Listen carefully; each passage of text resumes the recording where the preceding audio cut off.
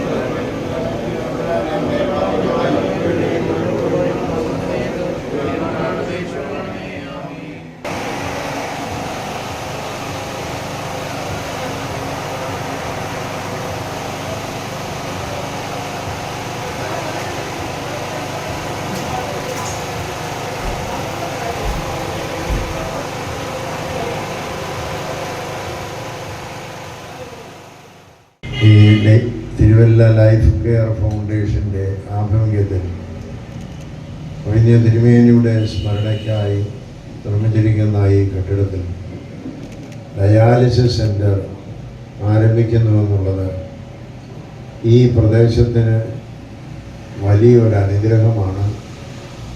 സഭയ്ക്കും സമൂഹത്തിനും ദൈവം കൊടുത്ത ഒരു വരദാനമായിട്ടാണ് ഞാൻ കാണുന്നത്. ഈ ദിവസം ഇത് ഇവിടെ ഉദ്ഘാടനം ചെയ്യാൻ സാധിച്ചു എന്ന് പറയുന്ന ഒരു പ്രത്യേകമായ അനുഗ്രഹത്തിൻ്റെ ദിവസമായി കണക്കാക്കി. ഈ ചുറ്റുപാടുമായിട്ട് അനേകം ആളുകൾ ഡയാലിസിസ് മുഖാന്തരം മാനസികമായ വ്യഥ അനുഭവിച്ചുകൊണ്ട് ജീവിക്കുന്നവരുണ്ട്. അങ്ങനെയുള്ള ആളുകളുടെ മാനസികമായ വ്യഥ മാറ്റിക്കൊടുക്കുവാൻ ഈ ഡയാലിസിസ് സെൻ്റർ ഉപയുക്തമാകുന്നു എന്നുള്ളതിൽ ഇതിൻ്റെ പ്രവർത്തകരായിരിക്കുന്ന തിരുവല്ലയിലെ ലൈഫ് കെയർ ഫൗണ്ടേഷൻ്റെ പ്രവർത്തകരെ എല്ലാവരെയും പ്രത്യേകമായി ഈ സമയത്ത് അനുമോദിക്കാം. ഓർത്തഡോക്സ് സഭ സുനകദോസ് സെക്രട്ടറി ഡോക്ടർ യുഹാനോൻ മാർ ക്രിസ്റ്റോസ്മോസ് മെത്രാപ്പൊലീത്ത ചടങ്ങിൽ അധ്യക്ഷത വഹിച്ചു. ഞാൻ ഭദ്രാസന ചുമതല ഏറ്റിട്ട് 20 വർഷമാകാൻ പോകുന്നു.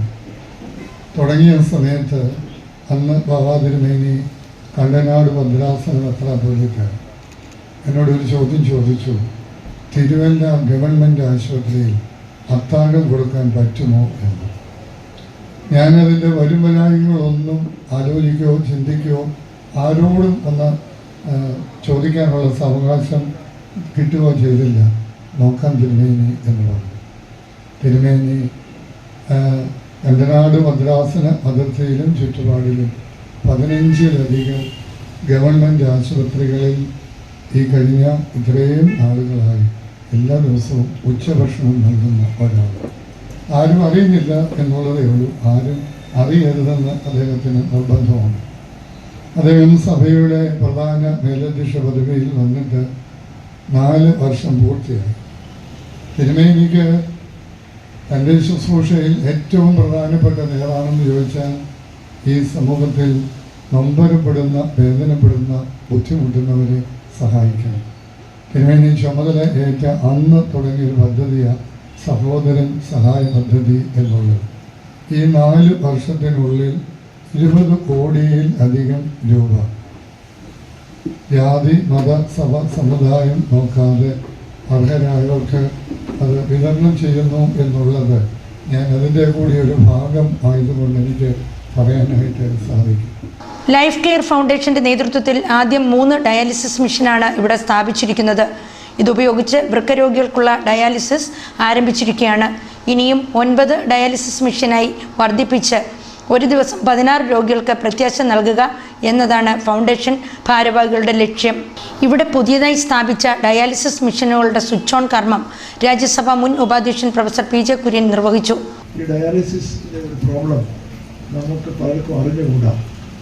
കുറേ ഡയാലിസിസ് ഓരോ ആഴ്ചയിൽ 2-3 ഡയാലിസിസ് ചെയ്യുന്നവർ കുറേ നാൾ ഡയാലിസിസ് ചെയ്ത് കഴിയുമ്പോൾ എത്ര സാമ്പത്തിക സൗകര്യമുള്ളവരാണെങ്കിൽ പോലും തളരും.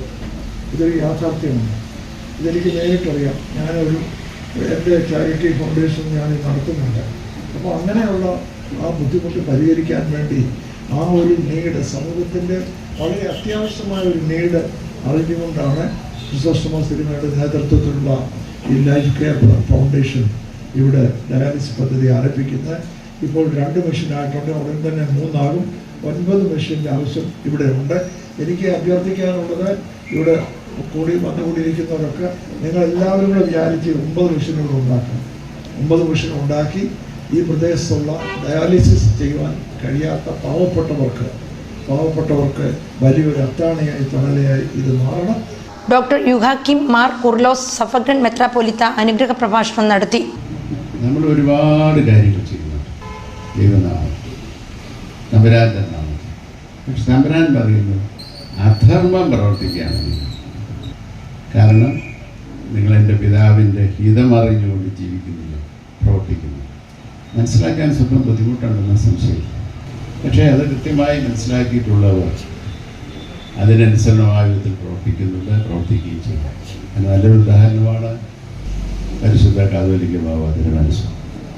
ഇന്ന് ആരുടെ പേരിലാണോ ഈ സ്ഥാപനം, തിരുമനസ്സുണ്ട്, ആ വലിയ ദർശനം ഉൾക്കൊണ്ടുകൊണ്ട് എപ്പോഴും ആർക്കും വേണ്ടാത്തവർക്ക് വേണ്ടി ജീവിച്ചാണ്.